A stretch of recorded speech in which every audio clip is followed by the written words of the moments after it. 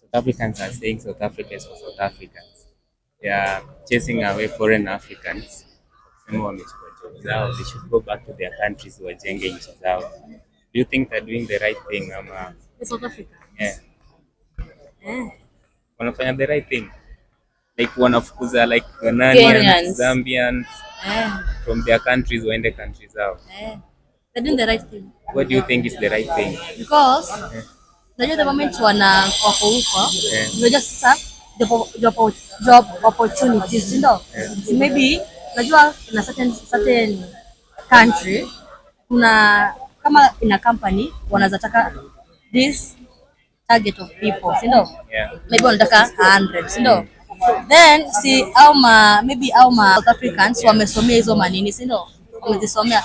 So kuna possibilities hawatachukuliwa au wengine wanachukuliwa, unaona. So hapo inafanya pia hao vacancies za job hawana.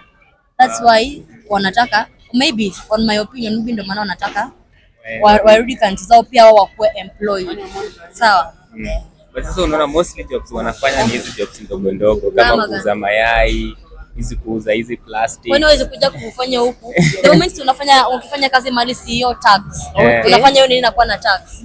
Why don't they work huku Kenya ama maybe the other countries zao kwa nini tax zao kwa develop na develop. Opinion yako ni gani? Mimi nasema no, because even in all tukisema every aende in their countries.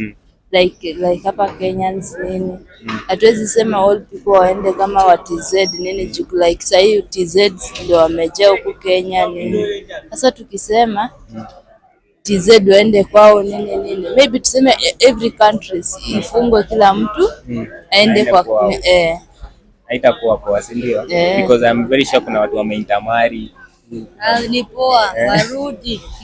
Wakuja hapa tusaidiane kulipa hizi madeni. Hata kama ni country zao warudi tu. Wewe ni sawa.